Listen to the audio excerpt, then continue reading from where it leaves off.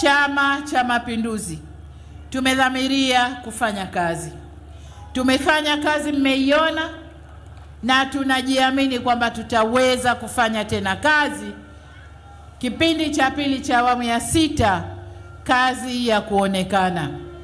Kwa maana hiyo, niombe mtuchague Chama cha Mapinduzi.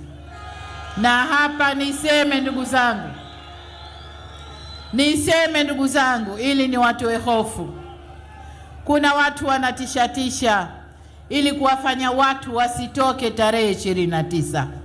Nataka kuwaambia, ninayezungumza hapa ni amiri jeshi mkuu wa nchi hii.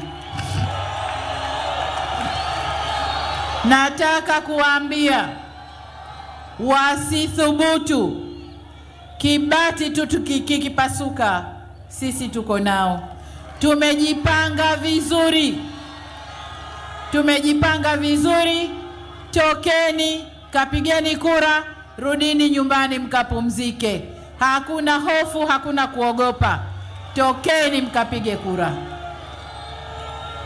Tokeni mkapige kura tarehe 29.